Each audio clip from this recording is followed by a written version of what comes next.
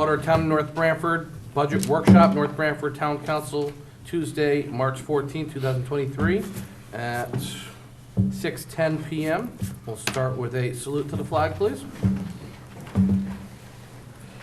Pledge allegiance to the flag of the United States of America and to the republic for which it stands, one nation, under God, indivisible, with liberty and justice for all. Okay. Welcome all. Thank you for being here today.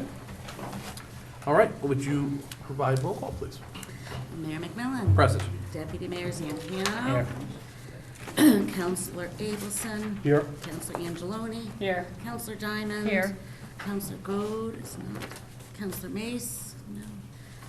Counselor Palladino. Here. And Counselor Palicia. Here. Okay, thank you. All right, on to item 2, budget overview for 2023-2024 operational capital budget. Item A, Parks and Recreation. If you would take the floor. We're going to give everyone 30 minutes time. I know you worked 10 minutes past yours, so we'll give you 20 minutes. No, we'll give you the 30 minutes time. We'll try to get it back on schedule. Thank you, I appreciate that. Greatly appreciate it. All right. Good evening, everyone. We'd like to start off by thanking the Town Council for your support throughout this year. In addition to making crucial decisions about the town, many of you have volunteered or participated with our department to serve the community. From parking cars, to serving hot chocolate, to cooking pasta dinners for our volunteers, you've truly made yourselves the heart of this community. Behind you, I know it's behind you, but we, if you turn around for a second, we just picked a couple pictures that kind of highlight the integration. Yeah, I think we know that guy. Yeah, I know that guy. Of the support of the town council, and also there's some interdepartmental pictures in there, but, you know, between just the holiday door decorating contest that the town council put out for, and the town manager put out for our department was such a good time. We have Councilman Abelson up there with the Rotary. You help serve not just hot chocolate at our tree lighting, but amongst other things. And we know all the hard work that goes into the POCO that some of our council people put in tireless hours. But just wanted to highlight some snapshots over this past year of some really great moments. Thank you. So, our mission is to provide essential services and facilities that enrich the lives of the residents of North Branford. On the slide behind you, we just have a few notes of positive feedback that we've received this year. So this is just a couple examples of emails that we got after summer camp. So whenever we doubt ourselves, it's really nice that obviously we're making an impact here in our community and on the families that we serve, and helping children summer after summer build those memories. So as we continue on this path to a new normal, our department has made significant upgrades to the facilities and have seen record participation in our programs and on our events. A few of the upgrades include the completion of the reef configuration of North Farms Playground, Which are the two slides on the bottom. an installation of 10 tournament-style pickleball courts, an outdoor roller hockey court, the replacement of crucial equipment in the fitness center, and the addition of the mobile stage. These improvements have contributed to a 197% surge in our gym membership, and our participation increases were not just limited to the fitness center, but also resulted in record summer camp numbers, reaching maximum capacity nearly every week. We're already at 50% capacity for this year, so if you are enrolling your kids, please do so soon. As you can see, we have a lot of fun at summer camp. That's actually my staff, our staff up there doing a Jeopardy or Family Feud style game. Couldn't have summer camp without the fire department making the world's best sprinkler, foam parties, lots of, actually I think that is one of our officers, I have my glasses on, down at the bottom, came for 2 hours and answered all the kids' questions, from the biggest crime they ever cracked to what their favorite fast food restaurant is. So we have, and of course, our infamous leprechaun hunt up there in the right-hand corner is going on right now, in case you're wondering. We've seen an overall increase in our engagement. We currently have over 4,000 households and organization accounts on our system, and over 5,421 residents actively utilizing the Parks and Recreation programs, with over 10,000 registrations this year alone on our system. So this year so far, our senior center has offered 73 specialty trips. That's outside just the daily activities and operations. We've provided 3,454 meals and assisted in 197 medical transportation appointments, which is more than double from what we did from last year. One of the things we do at Parks Rec and Senior Center is to strive to foster positive relations interdepartmentally as well as with community organizations, such as assisting the Board of Ed with transportation services to after-school sporting events when there was a bus driver shortage this past year. Of course, we couldn't do what we do without the support of others. Community organizations such as the North Branford Rotary Club, the North Branford Land Trust, and our local mental health authority, BH Care, are just a few of the organizations that are such an important part of our daily operations. We value the collaborative relationships with our colleagues, especially at the fire department, the police department, town hall offices, and our libraries. And we, of course, have to give a special thanks to our public works department, who are crucial in the daily operations and events. From maintaining our fields, repairing buildings, building hay bale snowmen, helping bring our wonky visions to life, they help cultivate the memories that make North Branford so special to so many. And here's just a couple of our pictures. We had the Paul skeleton scandal that happened this year, and that could not have happened with the help of multiple departments. So thank you, anybody in this room that helped contribute to that. It was a great time. That is our 8-foot hay bale snowman that was next to our tree. Most of you have seen it, but that was a collaborative effort between our department and Public Works. That middle picture there is our police department visiting our senior center. We do an activity called Coffee with a Cop. Up top in the corner is the chorus. The high school choir came to sing, and they do occasionally throughout the year. That was for our holiday party. And down in the bottom corner is an example of one of our collaborative story walks at North Farm Parks that we do with the library and with Public Works. This year, our goal is to bring even more resources to the residents of North Branford. Through the formation of our North Branford Local Wellness Council, our department is spearheading a collaborative effort to provide prevention, wellness, and education opportunities in our community. From babysitting certifications to college prep classes to suicide prevention workshops, our aim is to broaden the spectrum of offerings to all ages in our community.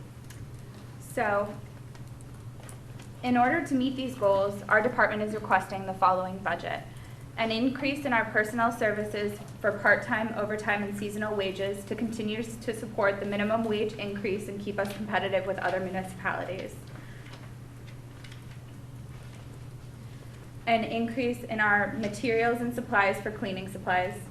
Cleaning costs have obviously gone up for paper towels and everything like that. An increase in our contractual services, which includes utilities, maintenance, and contractual obligations. The department attempted to offset some of these increases by reducing our printing and binding and printing our newsletter in-house. And there's 2 slides on that. So overall, our budget increase is 8.02%, $58,907. So we ask this evening that you support our proposed budget so we can continue to provide the services we are so passionate about.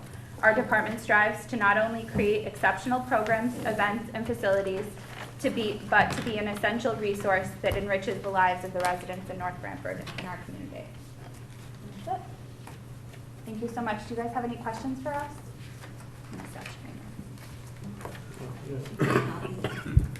Copy of that? Yes. Sure, absolutely. That was what, you said it was an increase 58? So it's Okay. 4503 in the budget book under community center is the budget. Okay. You want to go look at. There you can see the line items.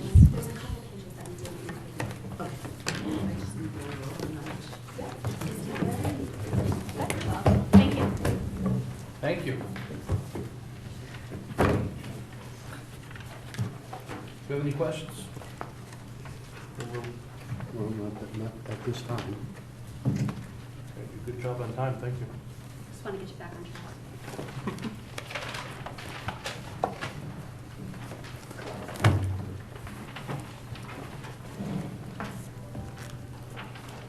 So did we, because I know last year we took out certain costs that the Board of Ed was paying for that were in your budget for a number of years and they never billed us for them. Yes. Are they back in? No.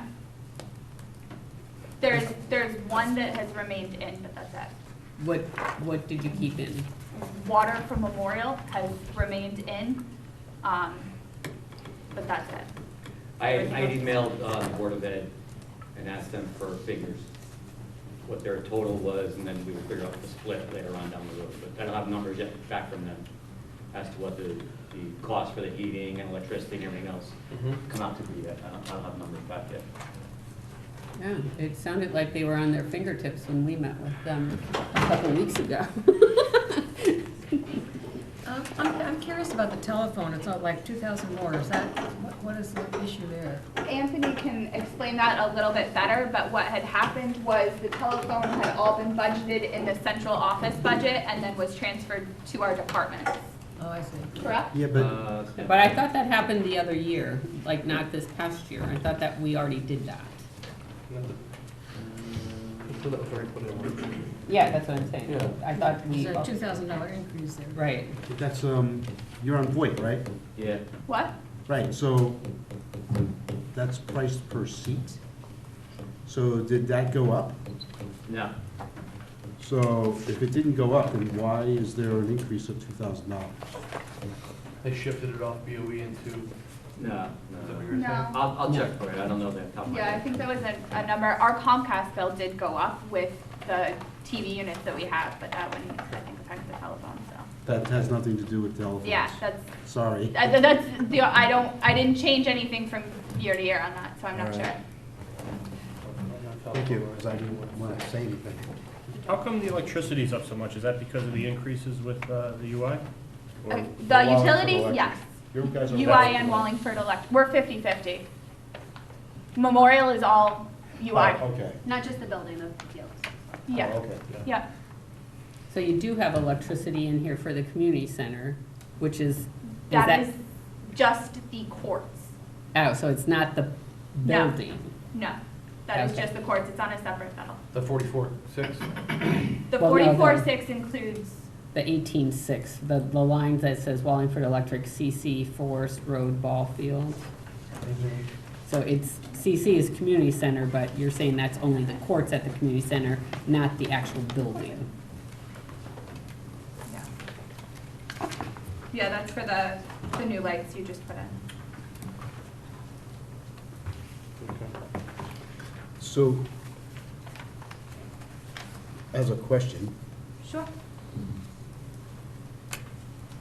could you, instead of doing cable, go to streaming services? Yes. We talked about it. We've talked about it. Because that basically is, There you go. that's about $1,800 savings. Well, there's a cost of streaming service. Right, it's a monthly, I understand, but not at $2,100 for cable. We're using Comcast now strictly for television, and that's in the gym. That's in the fitness center as well as in The senior room, the senior room. There's a BOE line and there is a social services. social services line. Social services does receive a bill for their line. And it's $2,100? Mm-hmm. For 11 lines. I think it's 11. Oh, so you have 11 Boxes. 11 boxes? Yeah. God. We certainly could look at reducing that. I mean, to have cable for the seniors is important. Yeah. Oh, absolutely. But as far as like the fitness center, we've talked about looking at streaming services. If you have some information that would be helpful to us. As far as streaming, Yeah, like for, there's YouTube TV, there's Fubo, there's, you know, as far those as are the setting, two. well, the thing is like, because we have all the individual units for the ellipticals. Carrie, question for you. So, I could be wrong, maybe different for municipalities, but typically, in today's environment with Comcast, you don't have to have as many boxes if you have the ability to stream. You can have one box and then stream on several Yes. devices. So maybe that's an option to look towards, where you ask Comcast if there's a viability to knock down the number of actual To reduce boxes. the number of Because boxes. after you're getting charged for the boxes and the rentals and all those things. And then stream via Wi-Fi to, you know, some of the equipment room. Obviously, you want to have cable within the community center for the seniors. It makes sense. But it might be. But to you know, reduce it makes To sense reduce as it, well. see if there's a way to knock down the boxes. So, It's something to look into. so all the ellipticals have a box? They do, Okay. yeah. The ellipticals and the treadmill. All right, look into that. Well, Okay. you guys know what to look into. We have to kill that. Okay, any other areas that you'd like to point out or give any suggestions, folks? No? All right, thank you very much for your time, appreciate it. Okay, next up, our friends at the fire department. Item B. And thank you for getting us back on schedule. Yes, thank you very much, appreciate that. That's some extra yeoman work, we'll remember that. Thank you. Take care, folks. Anthony, how are you? I'm doing well. Hey now. Good. What account number is fire? 4203 in the new world. 4203. In the new world? Oh, yes, okay. All right, kick back to 4203. I know. This is the last year of these books, huh? Yeah. Well, And you're gonna find some of the departments are still referencing old department numbers, some Yeah. are new department numbers, it's a hybrid, it's kind of a mess, but 4203 is a new number for fire in the new world. And we're transitioning. We're in transition, thank you very Seems to much. be apropos to today's world. Okay, transition. Okay. All right, let's see what we have.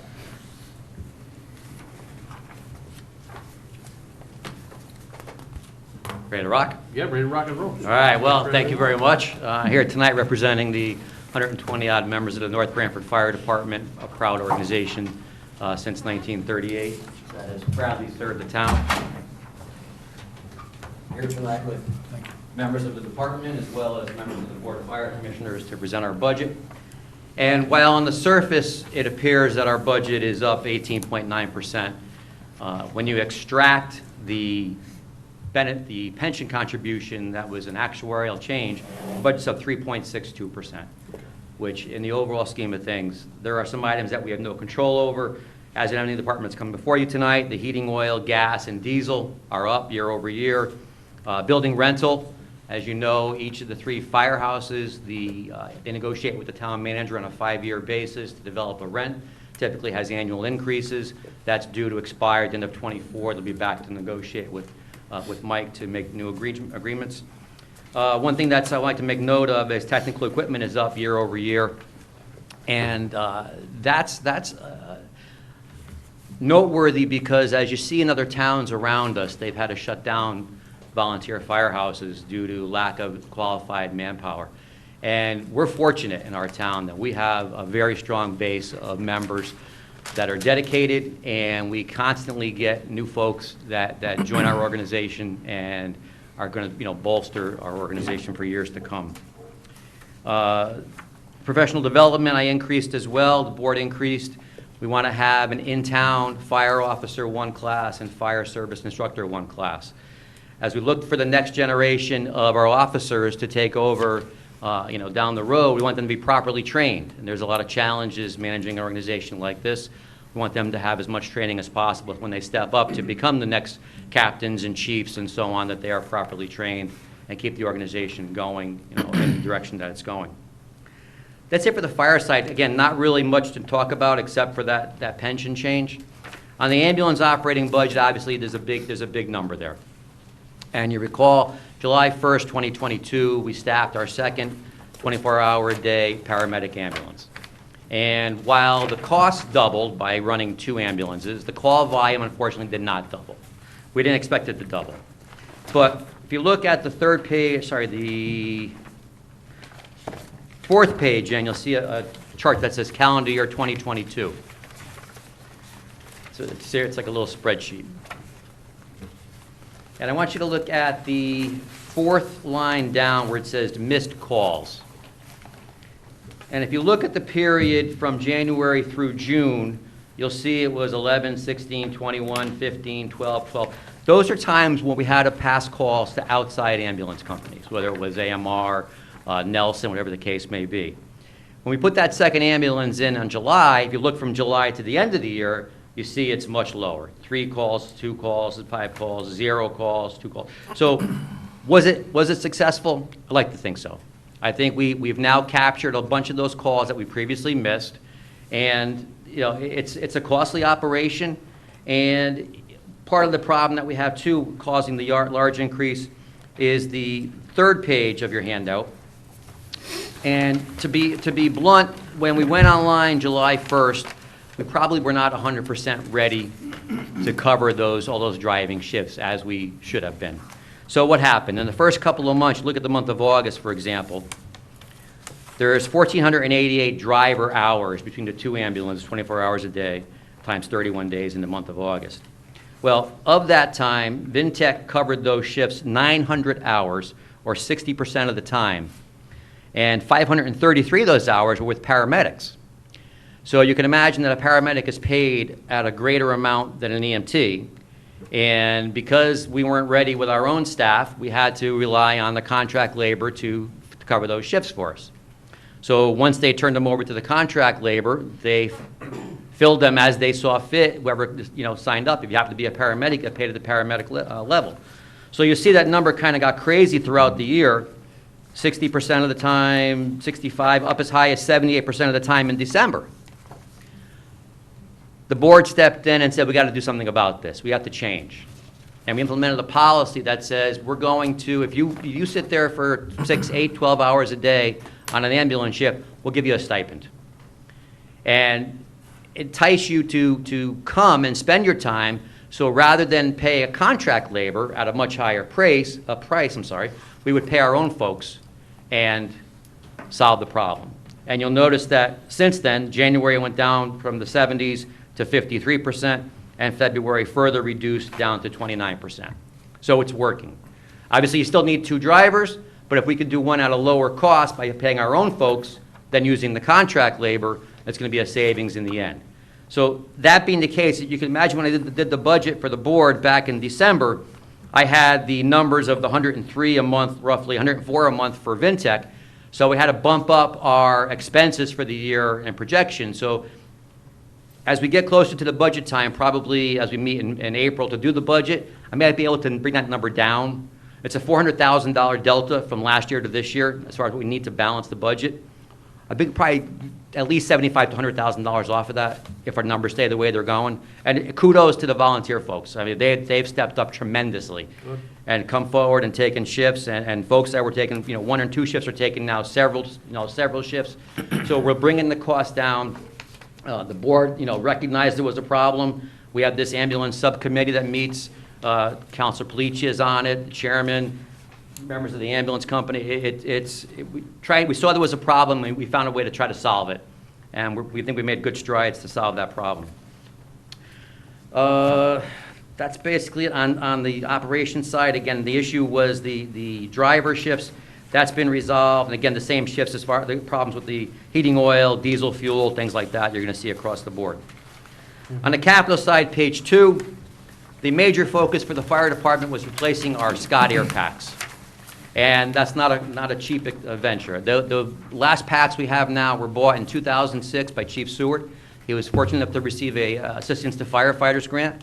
And there's several generations. There's a letter in your packet as well that Deputy Chief Colangelo had done when it was time to present to the board some of the benefits of the new technology that's out there that our current PACs do not have. And again, for our volunteer members, we want to give them the best possible equipment that we can. So we want to try to do that. Again, it's about a $525,000 situation to replace all the PACs. Are we receptive to spreading that over several years? Probably, because then it helps them not mature at the same time. There's a lifespan to all these things, so if we replace them over a 3-year span, let's say, they'll mature over a 3-year span instead of having mature all at once. So that's something we'd like to consider. Other small items we had in there include replacing some exhaust fans, which have been eliminated already, and backup cameras, and some iPads and apparatus, kind of akin to what the police have at the mobile data terminals to get information such as pre-plans for buildings, if there's a Knox box location, anything critical we need to know going into the building, or any pre-planning information. On our fire apparatus reserve account, there was much discussion earlier this year about Engine 1. Engine 1 has 2 distinctions in our department. It's the oldest first-line engine that we have, and it's the busiest first-line engine that we have. So there's plans in there to replace that truck starting this year, the funding of it.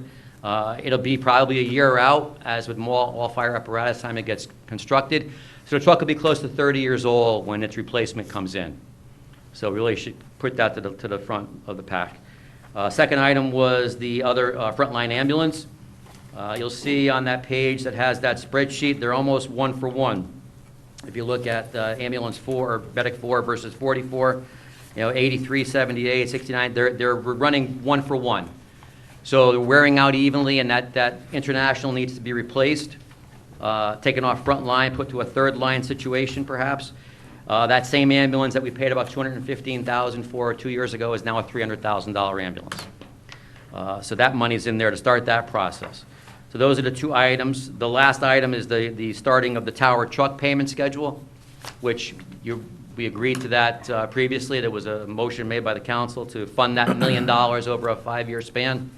So if you look at the equipment reserve page,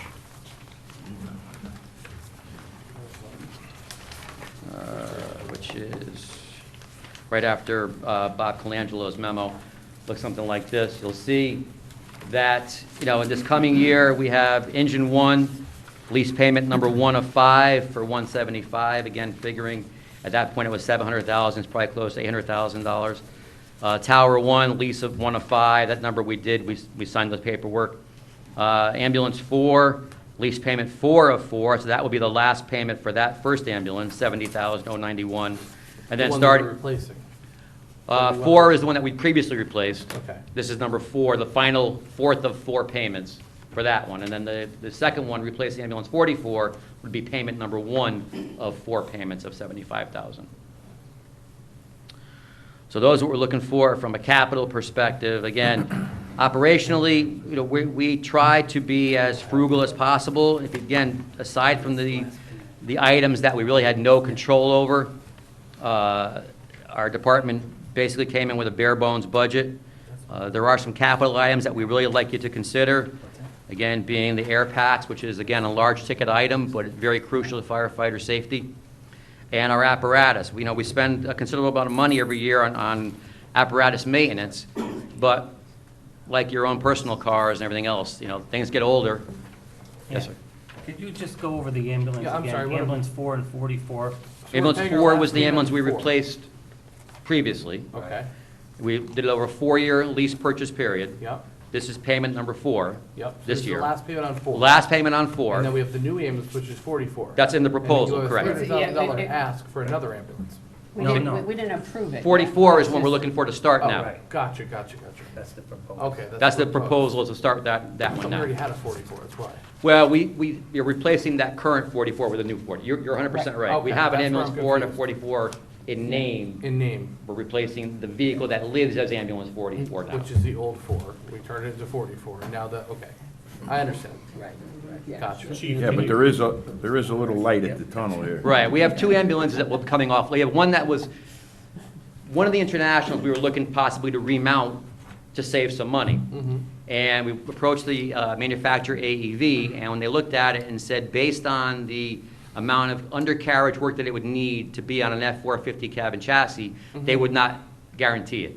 Nor is the cab to axle ratio the same, so it would not be feasible to remount it. However, it's got a lot of life left in it, and as the chairman and vice chair mentioned, we could sell that as well as the other ambulances coming on. So we'll have 2 ambulances for sale as part of this package. To another Yeah. municipality. Right. To anybody that wants to buy them. You can buy them, turn them into a camper if you want. Okay, so what does that bring? Don't know yet. Because I know, like. I mean, selling one of engines, them like should 20 bring grand. excellent money. Right. The International will probably bring good money. The Ford 42 currently, the smaller we bought used, I'm not sure what it's worth, quite honestly, on today's market, but I reached out to the gentleman we bought them from to have him come down and give us a rough appraisal as what the market value he thought would be, and we'll get that back to you guys as soon as I get the answer back from him. You have a question? I have a question. Mr. Panera stole my thunder, that's what I was gonna bring up. Okay. So, the new ambulance that we put in, and I know we did this, but it's just a question. Were we paying other towns for the ambulance service? Negative. So we didn't pay for, so it didn't make a difference? No. So there's no saving, but I was looking at. Yeah, if no. we paid somebody, if we paid for the service. No. And we put the second one on. Right. Like if you happen, if we took, they say Nelson took you, Right. you get a bill from Nelson. Right. Yeah, it has no bearing on our finances at all. Okay, makes sense. But it is helping the town, even Yeah. though it's not. Yeah, and the numbers show it. Again, if you're, we reduced those missed calls significantly, and if you're the guy laying in the street, you want an ambulance there quickly. Oh, I definitely want one. So I think we're making great strides in that. I mean, the other thing that, It's a good purchase. there was 2 public outcries, if you will, a year or 2 ago. There was the missed calls, and why isn't the ambulance centrally located? And I think we've addressed the missed call situation. We've got 2 ambulances now, staffed 24 hours a day with paramedics. And as far as the centralization of the ambulance company, that needs to be discussed on a larger scale with probably that blueprint, committee that you have started up.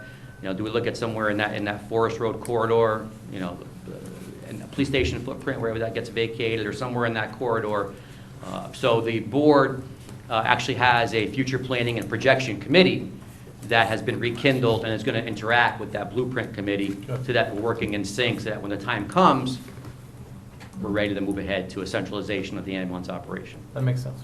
I have one more question. Yes, sir. You have $15,000 in telephone service. What does that include? Is that the telephones at the firehouses and ambulance? I don't have my And sheet. service, including the cell phones for everybody? Stand by. $14,653. Yes, that is, some of the apparatus has iPads in currently at $40 a Oh, month. so that includes, That includes some of the iPads, yep, so that's all the Wi-Fi, yep. okay, cell service. Each That's all. firehouse, we're obligated to provide internet, cable TV and such. So that's what that, Yeah. so the telephone is internet, Correct. Internet, cell, everything. exactly. And most of the firehouses have 2 lines for fire alarms. You need a backup line as well. So we have I know. a Frontier line as well as a Comcast line. Right, So- I get it. Just that, Yeah, no. because it just says telephone, I didn't know. Yeah, no, good question. Projected and actual. So any questions about any of the operating expenses or capital? Again, I think the Vintech, the spreadsheet shows the board acted promptly, and we've addressed that Vintech usage by engaging our own folks. Hey. This- Yeah, Yeah. one question on the Vintech. Yeah. Is there a standard fee they charge, or is it variable? It's a bid out every few years, so they're No, locked I in. mean by the calls. Well, it depends on who's there. So it's, the variation is the. No, first coverage, it's right? who you hire. If you hire an EMT, they make a certain amount an hour. Okay. Exactly. If you hire a paramedic, Right. they make obviously more money Yes, now. that's So I was what I'm wondering why, because it wasn't standard. And the other is on the telephones, why does it go down this year? Yeah, it went down Not much, but it went down a little $1,500 bit. Approximately. that too.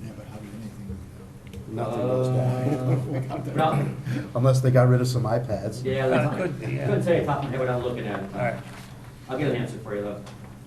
So can you convert, it's just a question in my head, Cellular.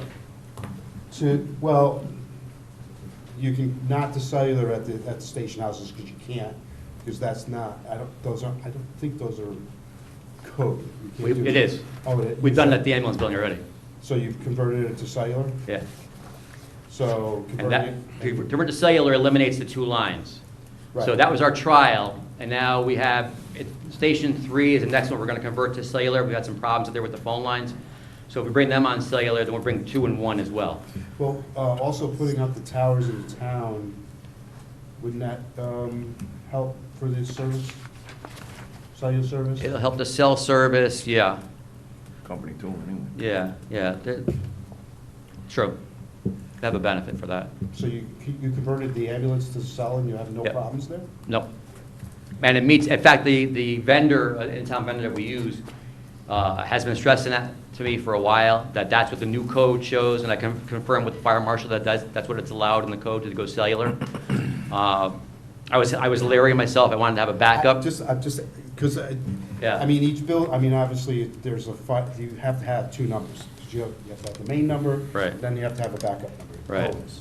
So, and I know that you can do that, so. Yeah, so by going cellular, eliminate that second line, you can just go, it's like $45 a month for the cellular service that you're paying.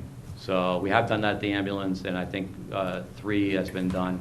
We have to have 2 and 1 to do to bring So, it. the reason why I'm asking this is now you've got the iPads with the Wi-Fi?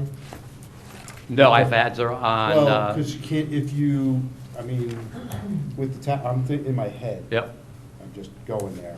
If we Wi-Fi with the towers, you can do Wi-Fi calling off the. yeah. The iPads in the ambulance are each ambulance has a hotspot. Right, So those are Wi-Fi to the hotspot. okay. But the fire trucks, there's no hotspot, so their cell service needs those iPads in engine 1, 2, and 3.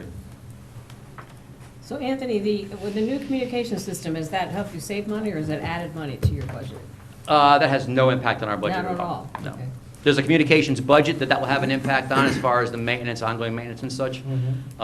Previously there was the bill to tactical that we paid every year for police, fire, and the common equipment, public works. There was like 4 bills But that we that's paid. supposed to be with the new system, right? That goes away, and that one bill that Chief Halloran talked about previously with you guys. So Anthony, okay. Under professional development here. Yes. With this holding firefighter 1, fire officer 1 classes, Yes. is there the ability, if we start hosting our own, that now we can offer to other towns when we have Yes. seats and Yeah, if, make money if, off that, so to speak? well, there's 2 ways you could do it. You could either do it as our own department running it, and we could certainly invite other towns. In fact, we have, When openings are, I just know how that's what we do it in the Exactly. police side. or if we have it through the State Fire Academy, Yeah. it's a state-sponsored program, and you get like 4 free spots Free seats, internally. yeah, that's what we do, okay. Yeah. I just wanted to see if it was the same. Same logic, yeah. There's the ability for Rev then? Yes. Okay. I mean, we're not doing it, we're not doing it for Rev, we're doing it to make it convenient for our guys to have a class in town. Of course. To train them properly. But Costs and, the possibility is there, if we have additional seats, you're 100% right. Okay, that's good. Okay. I have no further questions at this time. That doesn't, mutual aid doesn't fall into that, whereas we're obligated to offer it to other towns? If we have, the situation is occurring currently where we have some folks that are taking a class in East Haven, a class that we don't offer currently. And there's a slight fee that we're going to pay to East Haven, less than we would pay on a commercial basis, but there's Oh, okay. a charge in between the towns, you know. Okay. We have some of their It's folks in our not- There's a class. small charge. Yeah. Okay.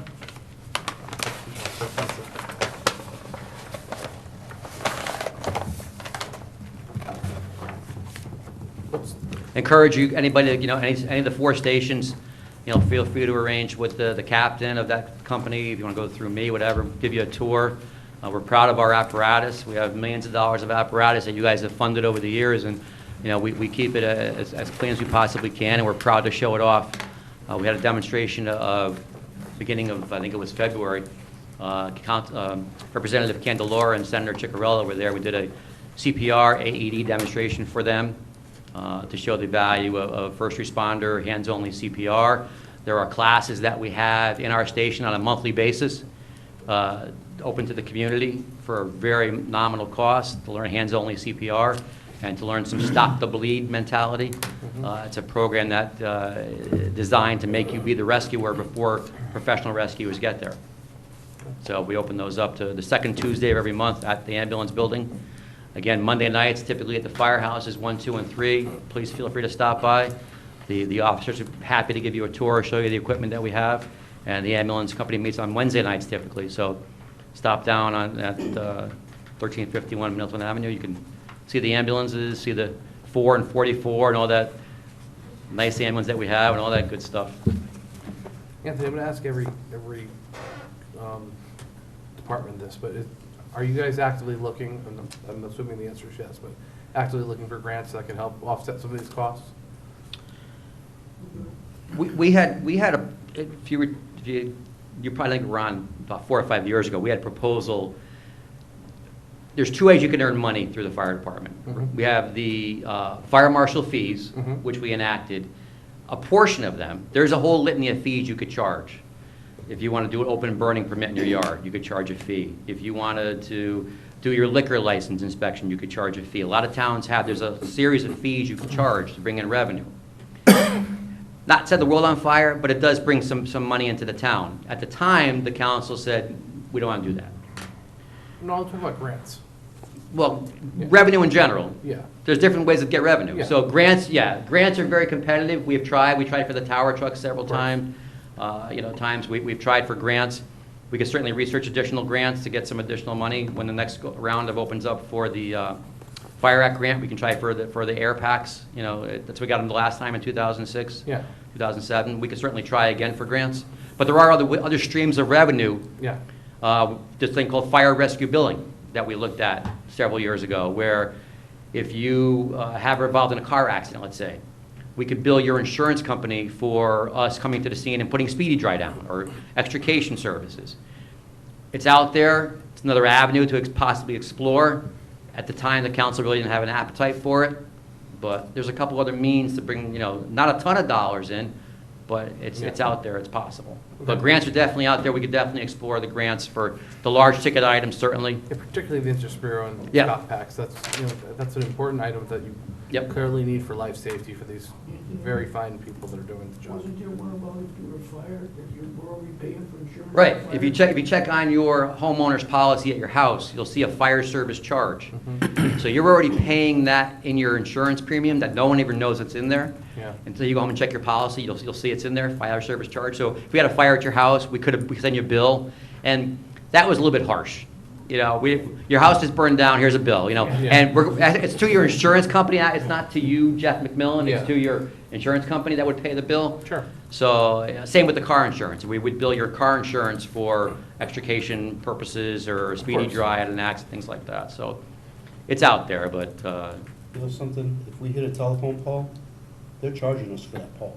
oh yeah, I mean, they're billing the insurance Billing the company, insurance, yeah. and they're $5,000 and $6,000. right, So, Yeah. yeah, I no, know I it's know. hard to swallow. It is. It comes, and also is, well, aren't I paying my taxes for your service? Why are you billing me on top of I'm paying my taxes? Yeah, it's a weird juxtaposition to be in. It is. But What we're if in you a time stress, where, if you stress the point that if the insurance company doesn't pay, that we're not gonna come after you to Of get the course. money. If your insurance company pays, all well and good.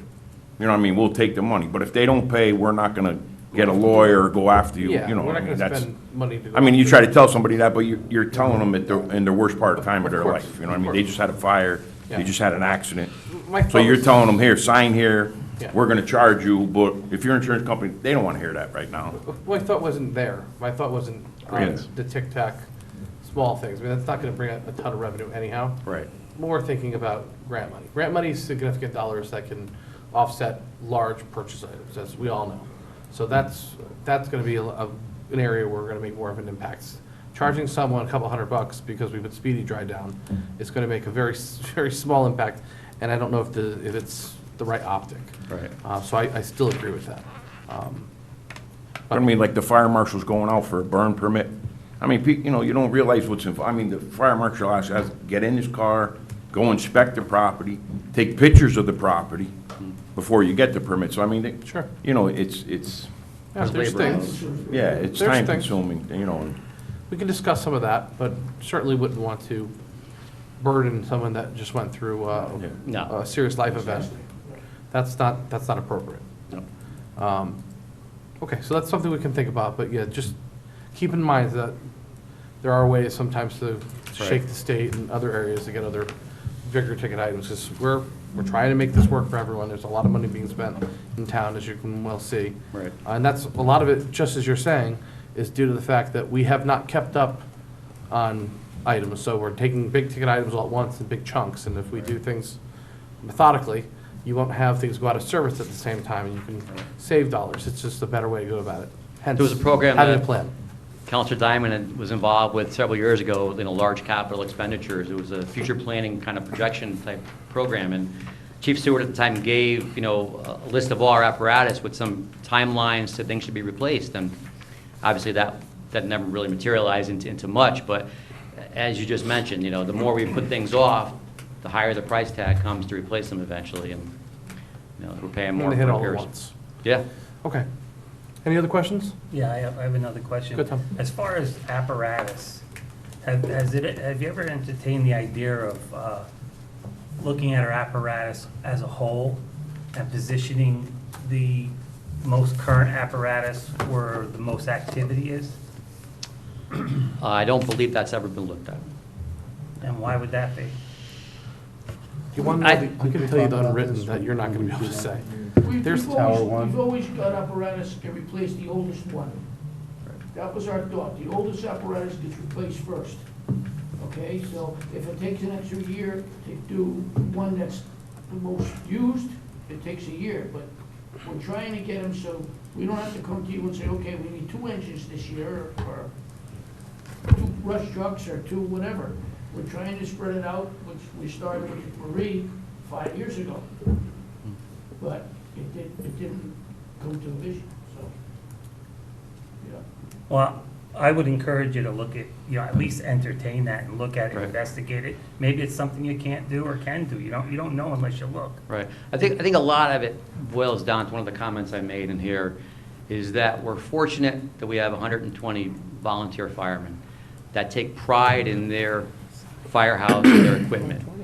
So if you had said to Company 2, we're going to give you Company 1's leftovers and give them a new truck, you just shot the morale of Company 2.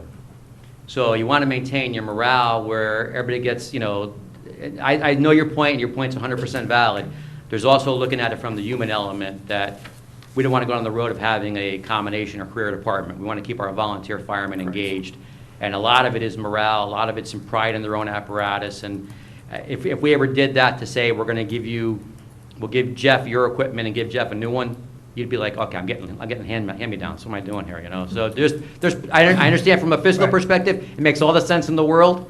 From a pride perspective, it'd be a nightmare. No, I get It that. works Then in the I pay would, department. It doesn't work in the It'd be terrible. all right, and I would counter that with to say the firehouse that has the most, least activity, their engine or whatever equipment we're talking about Right. would last that many years more than, say, the one that has the most activity, right? That's a valid point. Yeah. You the know what I engine- mean? So it's. Yeah, the engine that's what- the engine we replaced, engine 3, was in 1990. Yep, So that was the oldest frontline engine that we had. Yep. Next one is Company 1's, which is a 95.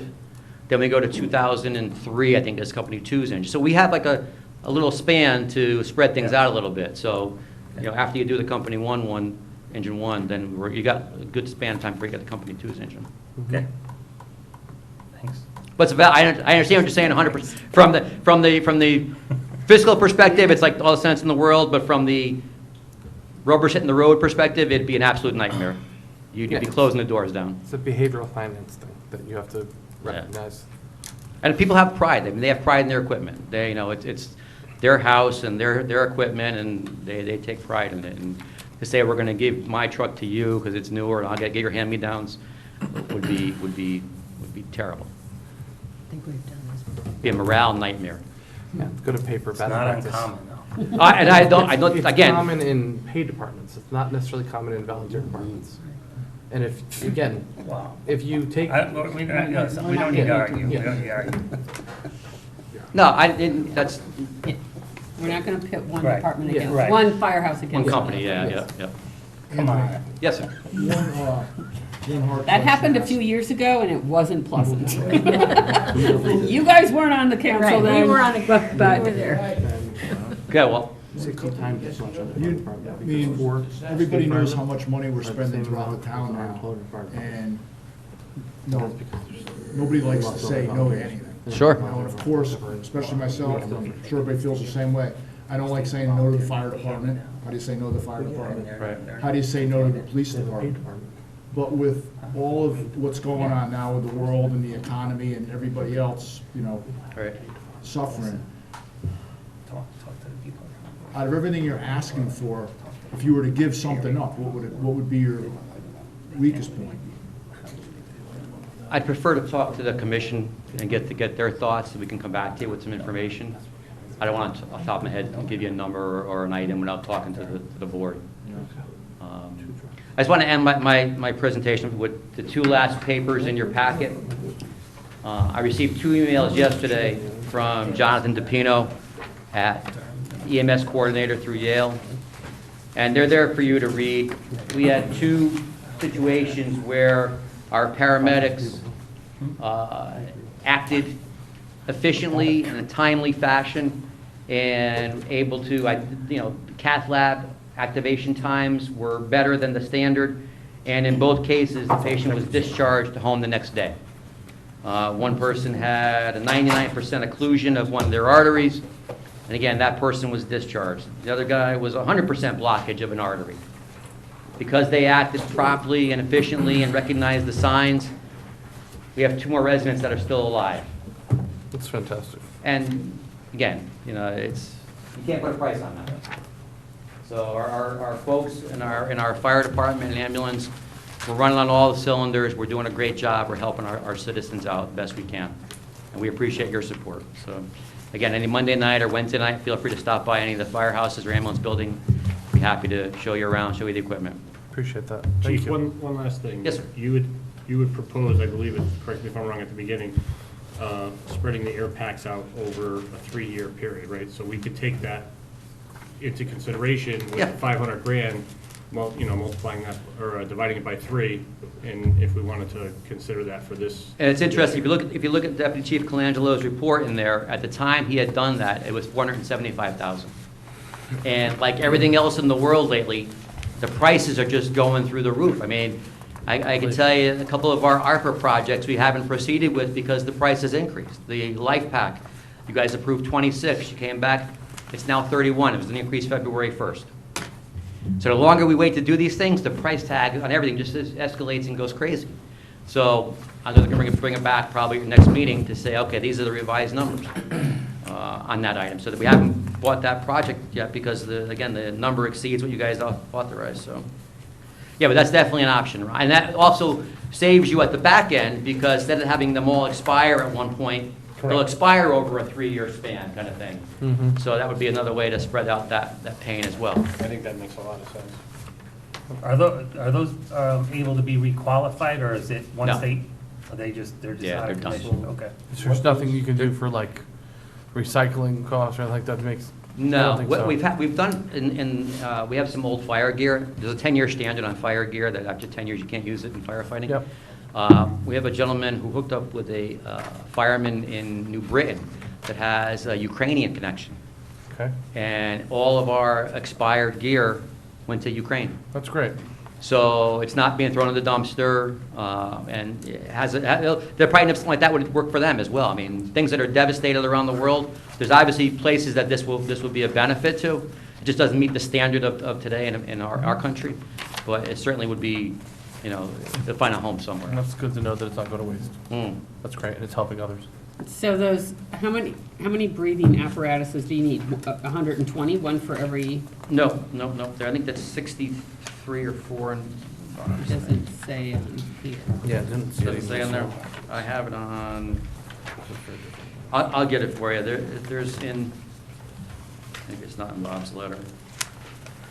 And that's all three departments that would have Three them? companies, fire companies. Yeah. Is it the fire whole companies. kit, or is it just the tank? No, it's the harness. Oh. The tank you guys bought for us a couple of years ago, you Right. recall, those were expiring, those have a window. Right, I thought we did something. Yeah, the tanks you bought Okay. a bunch of those, so those are spread out over several years as well. This is the harness and the mask and the air. Okay. The regulators? Yeah, actually, we're still buying like 10 tanks a year to keep them like spread out Of over, course, Yeah. good. over the years. This is And the those regulators as also have well? a shelf life, or expiration? Yeah. Right, those you have to get hydrostatically tested every 10 years. So you Yep. can test those? Those you can test, yeah. Okay. Yep. All right. That's what I thought we were talking about. Yeah, this is the harness, the actual air pack itself. Okay. Mask regulator? Yep.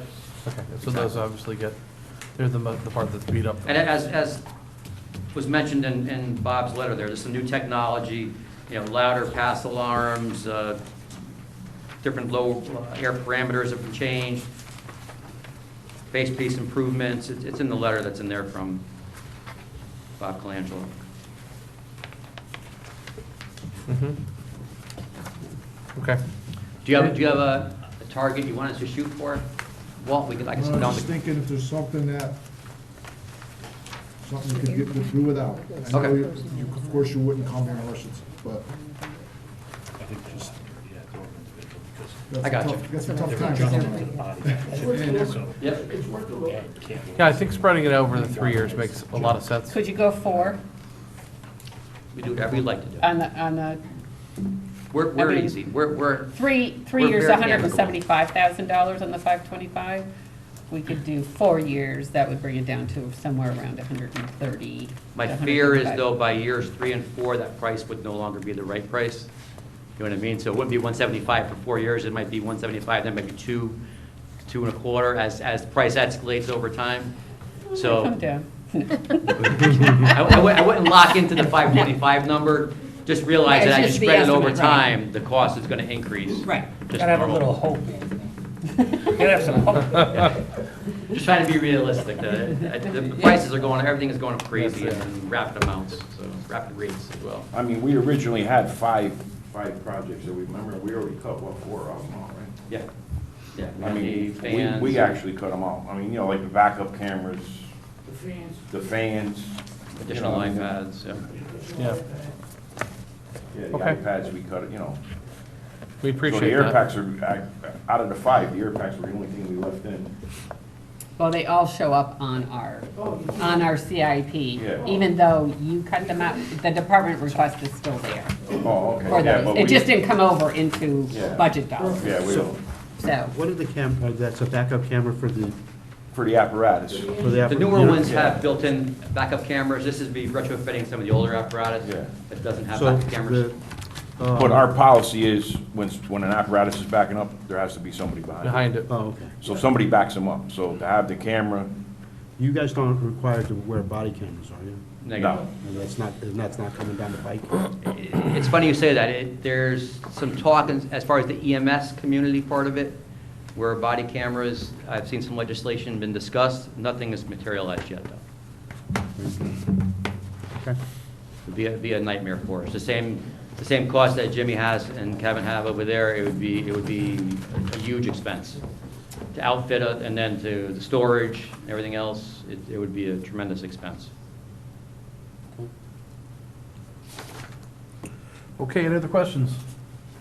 Anthony, gentlemen, thank you very much. Thank Appreciate you. it. Thank you very much.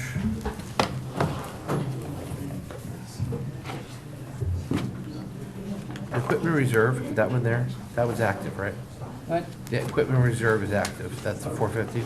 They Well, didn't fill that's, that. yeah, That's the equipment itself. The apparatus. well, not all of it is. No, It's- but- It's off of this thing, so that includes the new engine one issue. Yes. So we don't, that hasn't been approved, Yes, nor of has it course. been used, so. Lauren, how are you? Good. So we need Yeah, that's something we need to take a chance at. I mean, it's going to come up. to, oh, yeah. It's going to come up, we knew that, we were aware of that. But it's something that we can plan for differently. And we can talk about that. Yeah. Probably don't really need one because now we have 4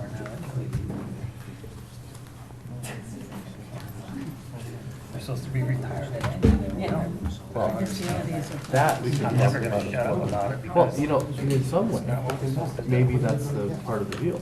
Maybe we sell engine three. That is, they are planning on doing that. Selling engine 33? Yes. When the new one comes in? They are planning on doing that. Well, then that could be something to consider. I mean, Well, you're there's gonna get also what, 10 power. grand, 20 grand for an engine? That's, I think probably. they stripped it, right? Probably 20 to 25. 20, 25? And I think the number that was thrown around on the, for the ambulance, Uh-huh. they were thinking as high as like 50 for that, Oh, for the usable one? for the usable one. There's some, I'll talk afterwards, but there's something I want to tell you guys about that. Okay. Library, how we doing? We think we're good. Sorry, we're a little behind here. We apologize. We were on stuff. Yeah, it was good. All right. Okay, let's turn around. on the ceiling, so, okay, Okay, we'll do our best, how's that? I appreciate it. Before oh, here's three. We're only 10 minutes behind. I think last year we were 2 hours behind. No, you know, I'm still drinking my coffee, thank you. It's a mint. Good. Oh, yeah, look. So before I get How much started, are I your just bucks? wanted to take a minute and introduce everybody to Carly Lemire. She's our new Assistant Library Director. She started about 2.5 weeks ago. She's been a fantastic addition to the department in the very short time she's been here. So I know the patrons are enjoying meeting her and the staff working with her, but I just want to extend a thank you to all of you for making this happen. It's been a wonderful addition. Well, So then, thank you. we appreciate it, and that should be your night. You got it. That was good. Wait a minute, that was last year's good news. If I can get It's a another- carryover. It was a 2-year deal. Yeah, that goodwill goes for 2 years, right? Okay.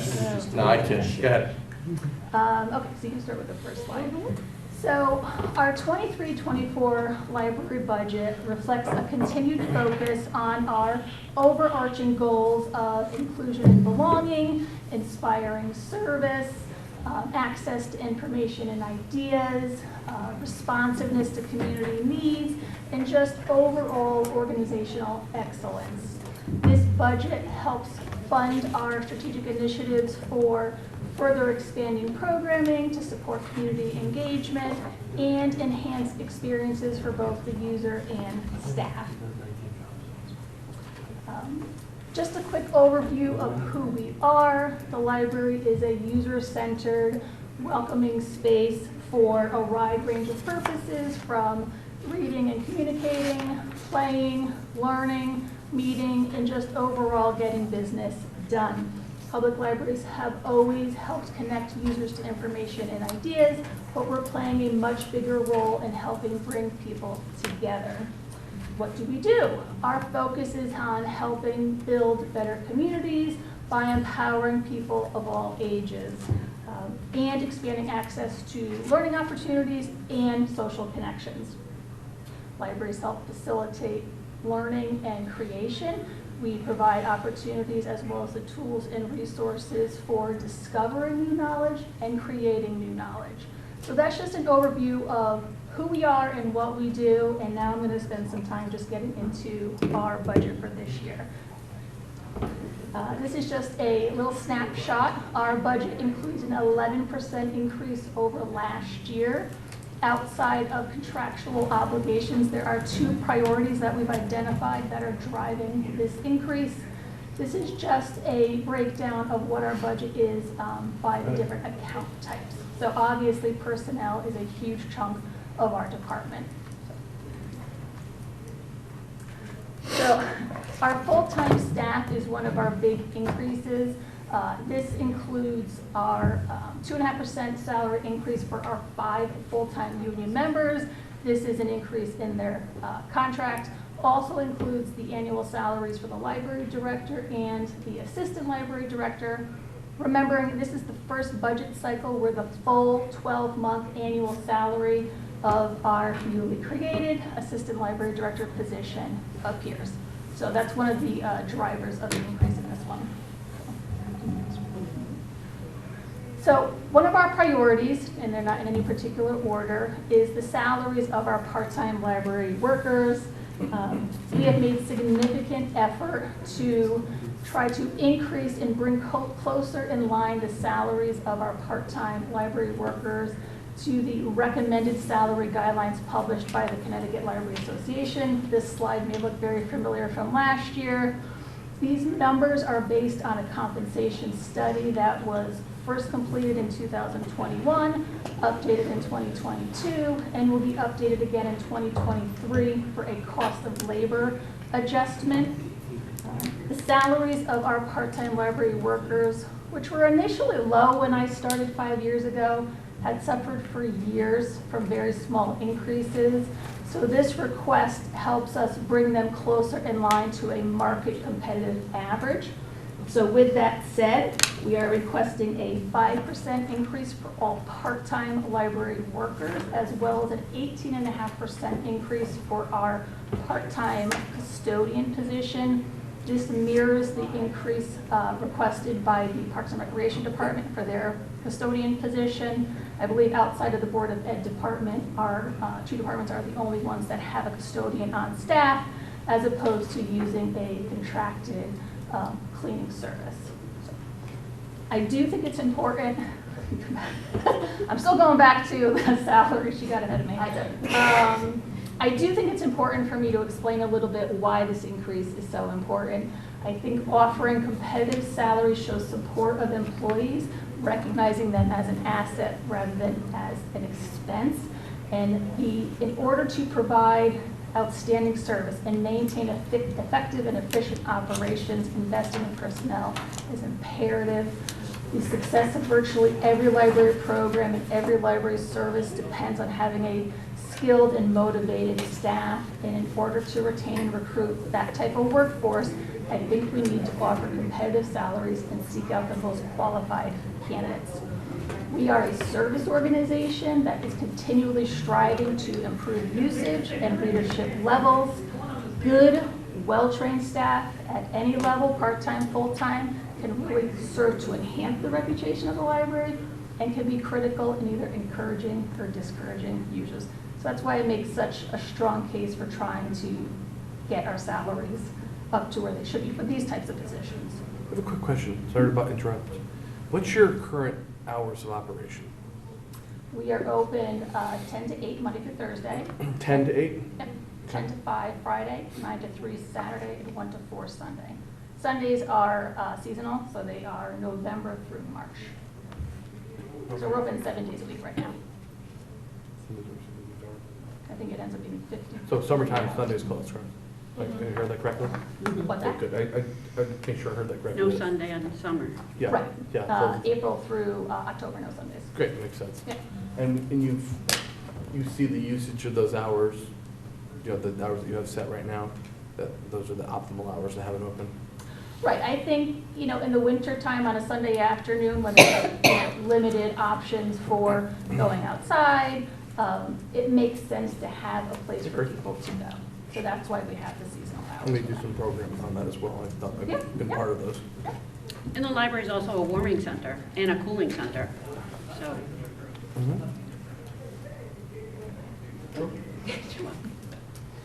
So that's our first priority. Our second priority is programming. Thank you. I feel like a broken record here, but programming is a fundamental component of library service, and it's essential to what we do. Public library programs help fulfill human needs for community, connection, education, and it provides libraries something less tangible to offer, but it allows us to provide options to lead for an essential, a satisfying or productive lifestyle. In addition to early literacy programs and lifelong learning opportunities, programming helps fulfill, it helps people improve quality of life, and it also provides opportunities. I'm looking at them giggling over there. They were laughing at Mahjong. I was just trying to figure out what it was. I didn't know what it was. I'm thinking we replace that with a casino night. We bring some revenue. I think so too. Oh, wait a minute. You know. I couldn't even tell you. All I know is there's Mahjong, Chinese Juke, tiles. poker. It's a whole cult thing almost. Okay. It's the new shuffleboard, I think. Yeah. It's like, I honestly thought it was some martial art. Okay, I was like, oh, they're doing martial art in the library, okay. So, there you go. Anyway, programming helps fulfill needs for, improving personal growth, professional growth, improving overall quality of life. And we're going to hopefully quickly move from this slide. But I do think it's important to say that the public has come to expect from the library a variety of free, high-quality programming, and this budget helps us accomplish that. We have recently started offering a new series of programs. These are virtual author talks through the Library Speakers Consortium. LSC is a partnership of libraries that are working together to bring top best-selling authors to communities of all sizes. Currently, right now, only the largest and the best-funded libraries can afford the top speaking fees of popular authors. That's just a sampling right there on the screen for you. But by pooling the resources of hundreds of libraries across the country, access to this type of program is dramatically expanded, and that's important to know. Expanding access to information is one of our goals, and this is just another way of making it happen. And someone can do that from home if they want to, right? Sure, yeah, these are virtual author talks, which is the benefit. We sometimes live stream them through the community room, so if you don't have reliable internet at home, or if you want to just watch it with somebody, you can do that, or you can watch it from home virtually. And these are recorded, so the nice thing is you don't have to watch them when they are live. You can access them at a convenient time for you. It's a really great resource that I'm glad that we can offer people. These are big names. Bonnie Garmis, Lessons in Chemistry, she's one of the hot items of last year, and it really is just interesting to get that unique perspective from fiction writers and nonfiction writers. It's just a wide variety of genres that are represented. It's just neat to listen to, a bunch of different authors, especially if you have a favorite. So with that said, our budget request includes an increase in our other contractual account, which is where our program expenses are housed, and it's for the service and membership fees of professionals hired for library programs. It also includes program-related expenses, promotional material, marketing, registration, management software. Our programming expenses are about 1% of our overall budget.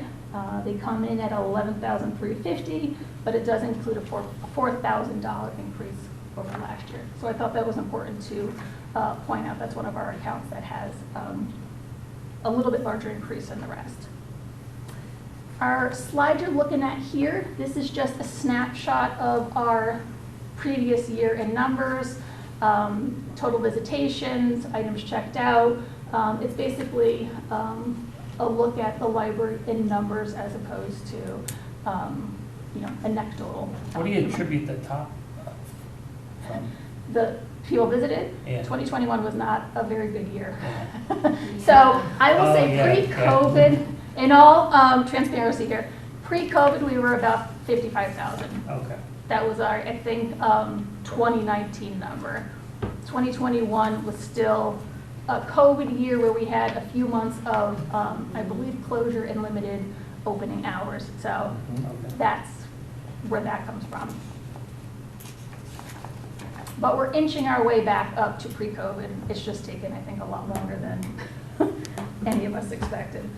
I do want to just make one final point, in that public libraries are often seen as third place institutions. First place being your home, second place being your workspace, third place being libraries or churches or senior centers, beauty salons, the local watering hole. These are places that help strengthen and build a community. They're informal spaces where they're mainstays in a neighborhood, but intentional or random in-person relationships are created and developed in a community. And libraries and librarians have gradually taken on functions well beyond lending out books. And I think this role where we're helping people navigate the complexities of life has really influenced a lot of our programming and activities and events. And that's what you see before you. It's just what we have coming in through the library on a daily basis and trying to work with what's being asked of us and providing, what we can for the people in our community. So with that said, that's my operating budget request. I do have 2 CIP requests in there, but I'm happy to take any questions, or I can jump right into my CIP request. You want to jump into CIP and then we'll go back to questions? This way. I think that's probably more efficient. So our first capital improvement request is for technology replacement. It is for 29 staff and public access computers between both the Smith and Atwater libraries. They were originally purchased and installed in 2018, so they're at 5 years old. I think the standard recommendation is for computers to be replaced every 3 to 5 years. I really think that we start to see wear and tear and just slower performance at the 5-year mark for consistency, reliability, faster connection to our network, just overall speed of the PC itself, in addition to collaborating with the different applications. We have a lot of network stuff in the library. It just talks better to a lot of different things, in addition to our library databases. So keeping the equipment in optimum performance is one part, but also making sure we have equipment so that if we're going to be digital navigators in the community and helping people build those digital literacy skills, I want to be able to provide equipment that's current and up to date. If we are supposed to be having this role where we're showing people how to do things online, because everything is an online world now, I want them to have the opportunity to use equipment that makes it easier for them as opposed to more of a challenge. Lauren, this is including monitors as well? You need new Yes, monitors up for monitors and the software that we make available on all of our PCs, which is the Microsoft Office suite. And we're obviously providing Wi-Fi to people coming into, residents coming into.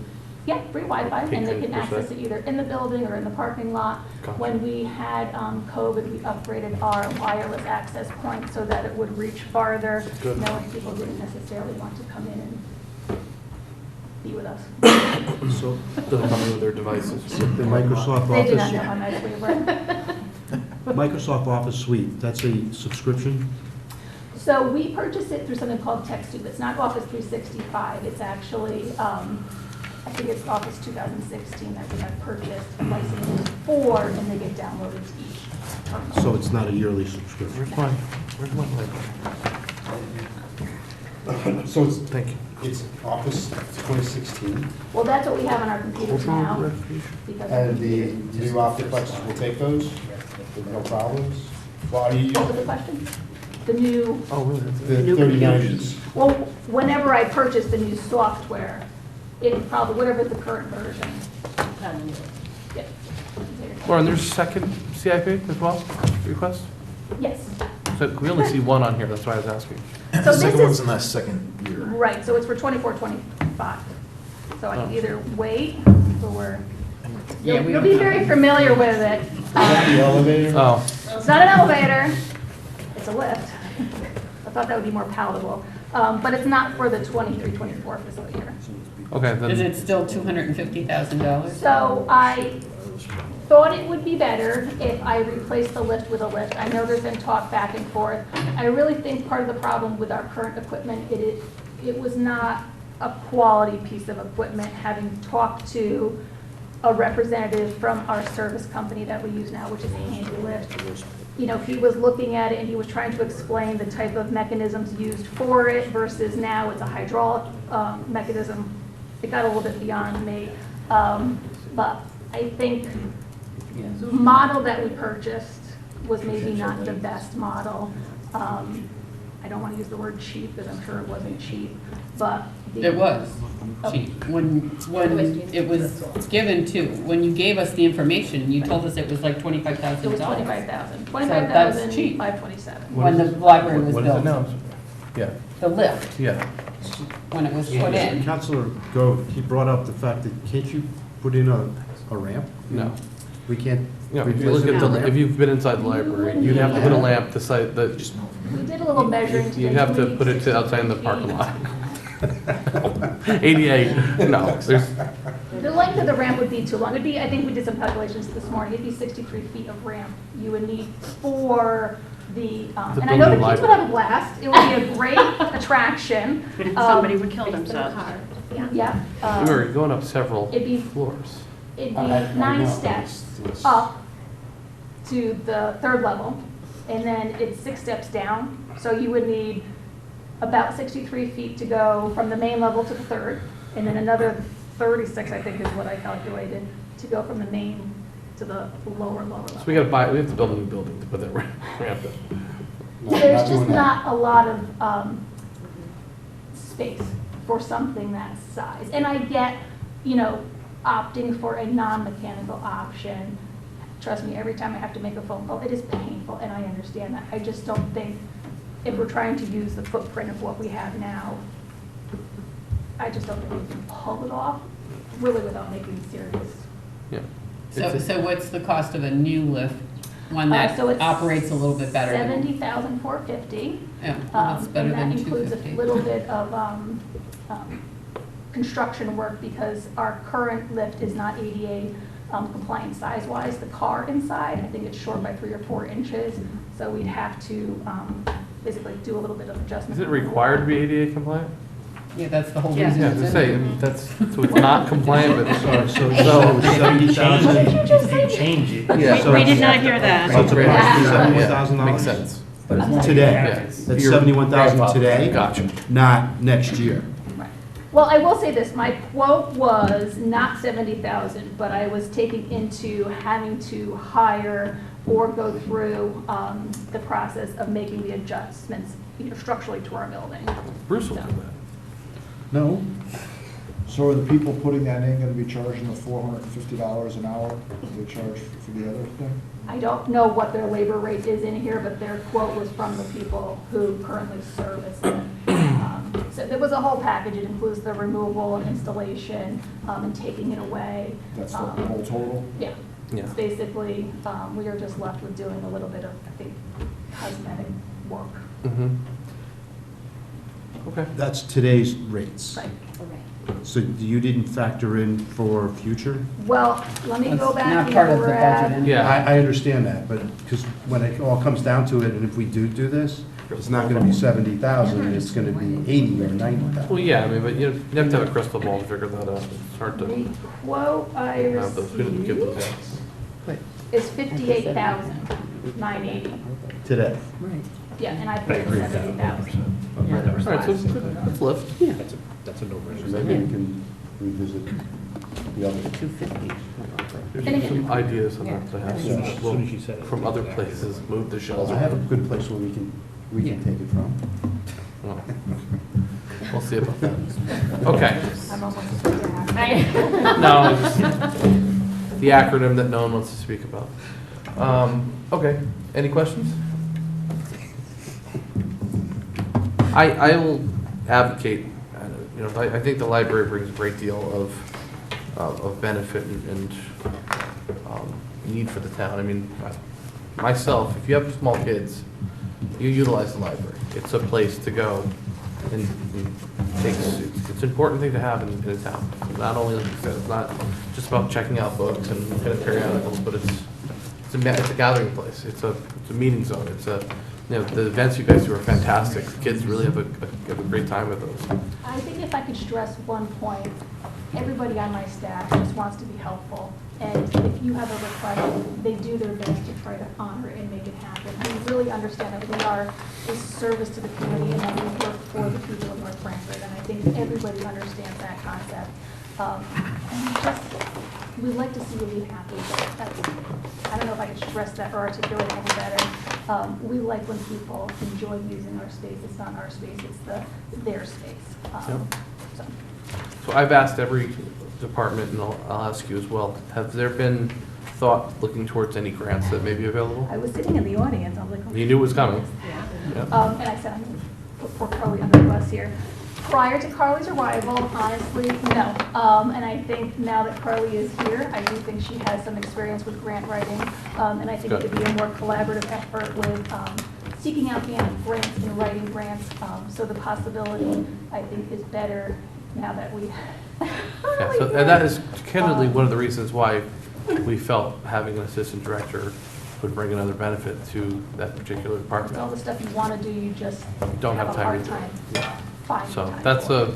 an important aspect of gaining other revenues to use for your facility. There's a lot of great initiatives and program ideas out there, and making them happen, grant writing, is a perfect way to do that.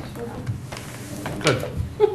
All right, any other questions? You know what, I'll have to tell Clean. All right, you're off the Can hook. I just ask a question of you, town council members? Have all of you been into the Peach Library? Yep. Yeah, Yeah, so you all know what we're talking about? and- yeah, I know there are a lot. Well, I know you are. Yeah. Got it. Good, okay. I'm going to just echo what Mr. Esposito said. You are all welcome at any time. Please stop in. We would love to have you. And I would love to show off, what we do there, who is there, and entertain, your thoughts, for sure. So both libraries have been fully painted now, correct? Yes. So that's all done. They look good. They look great. They look really good. Finally, so. Is there, this is really a bunch question, but are you doing something with the Beers House? Is there something with Atwater and Beers, is some collaboration going on? You mean our community barn dance? Yeah. Yeah, Well, there's a number of groups okay, doing something It's- there. It's a community, I think the Land Trust is involved. okay. I Collaborative think- effort. Yes. Good. We're trying to rein it in a little bit and figure out what it looks like. Okay. But it really is meant to be a community event that we're trying not to have be overwhelming. But I know the Land Trust is going to do some guided trails, trail walks down North Street. So we're just trying to figure out what that looks like. I think It's June 17th. June 17th is the target date. I think they're going to open up the barn, show it off a little bit. Yeah.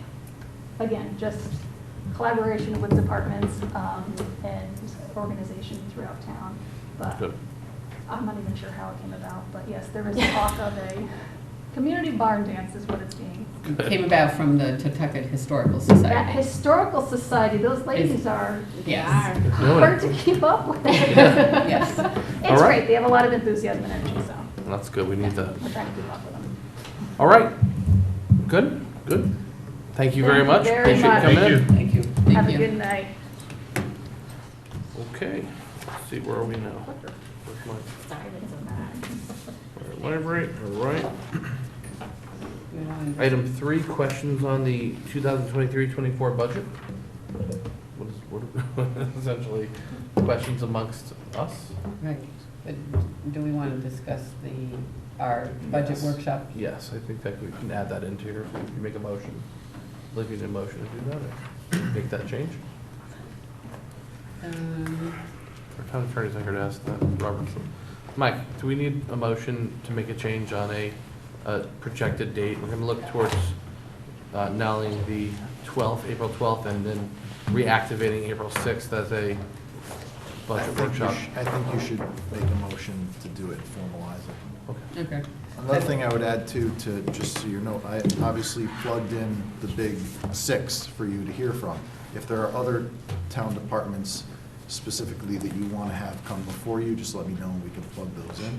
Okay. Like I obviously didn't schedule like the assessor to come in, I mean, for obvious reasons, for everybody's time's sake. But if you guys want any of these to come before you, let me know, we'll make that part of it. Do you want to just do it Okay. at the council meeting and make it an agenda item at the council meeting on Tuesday to Well, change? We could just do it that now.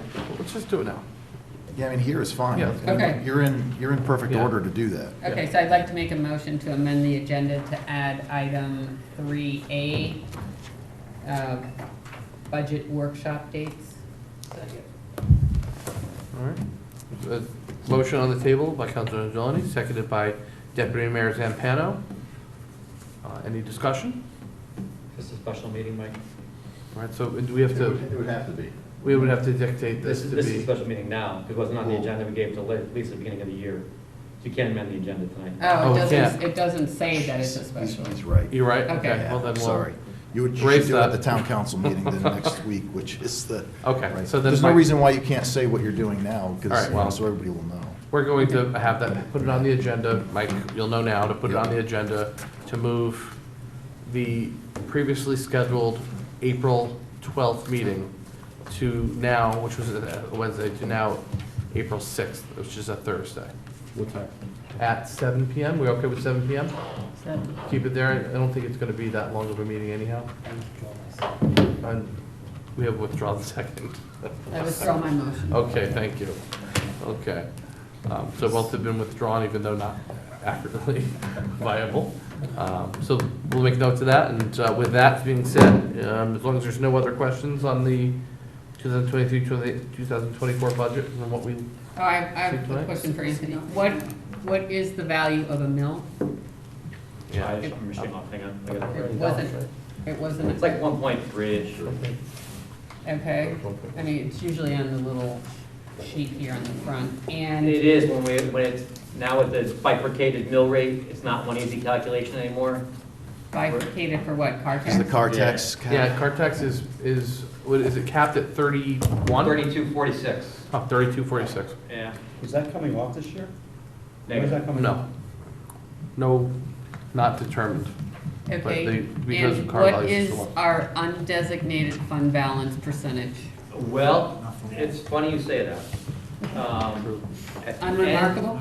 Well, it's getting to remarkable level. Okay, At the end of '22, because you guys designated Yeah. a couple, 14.12. okay, Okay, it was 18.21 last year, 14.12. Based on Mike and I playing around, moving some capital projects, and down to 10.38. so you took some out, 'cause it looks like you added into the budget, We brought the because it's 800. 1.4 now, and it wasn't 1.4 last year. It's 1.423, Yeah. so you took some and added it in there? Yeah, we took some of the capital projects that people had, like the fire reserve, public works reserve, the town building reserve, and funded those through the fund balance. Yep, And the problem is that, plus the 600,000 for the budget, if all goes as planned, brings us dangerously close. okay, so that's what I wanted to know, you've already taken stuff out of there? Yeah. If we can take a little bit less, Okay, I would yep, be, 10.38 is getting close. yep, 10 is the number that we go under that, we violated our policy. yep. Can you shoot an email over to us with these numbers, and so we have them? I would be honored to. Thank you And- very much. and, Undesignated Like, balance. what's the value of like 1% in that undesignated fund balance? Yeah, Yeah, With the, gotcha. if you could just include that in the email. just so we to can us. figure out how to move the shells around. Yeah. Yeah. So to speak. You know, Mike, you're talking about which other departments or Yeah. budgets we'd like to have. I'd like to hear something from technology. I see really a major increase. I think it'd be interesting for somebody to explain that. Okay. I'm In fine that with budget. I would like to have done tonight, because we had a lighter schedule. Next week's gonna be a little heavier, I think, but a week or 2 weeks from now, but I think it's important to see that. I think it's real. I think I'd like to see. Give you a high-level talk. One of the ARPA projects you guys endorsed was the town-wide key access system. Correct. Oh, is that, There's an annual gig with that. There's an annual the cost. installation of the system, and it's a subscription basis. So rather than say, okay, we're gonna charge the town hall for 3 doors, and Park and Rec for 2 doors, and Company One for 3 doors, it's all eaten by technology. Uh-huh. so that's why that's so That's the high? large driver this year. Plus the technology services, we budget at 40, and historically, every year it goes over. I went to 60 this year. Because everything we do now involves Dennis and technology. You know, we got a new employee, he has to go in and change the phone system, change the phone, everything is, nothing is like, here's a key, have a party kind of thing, you know? It's a very complex world we live in now. Email addresses are changed, there's a lot of things that happen from technological perspective that require us to. So there's nothing that offsets that in each individual department? Negative. So is Munis in here too? Is that what? Munis is in there. I was in there last year. So that pretty much answers the I technology. mean, it's quite an increase. Yeah. We don't need to hear I from guess should have been them. technology company, but that answers it. So the And technology's and done. as Bruce mentioned before about subscriptions, there used to be a time we buy Microsoft Office, you buy the software and load it in 300 machines, now it's a subscription per It's all seat. subscription because based. they can Everything actually- is per seat. The time clock, we have time clocks now in the town buildings. There's a subscription for that, per time clock. Everything's a subscription model, and that's where it's all eaten by technology. So they know if you're using it for one facility or one unit or 20 units, whereas before they couldn't do that. So they've become more efficient in charging people. So we use time clocks? Yep.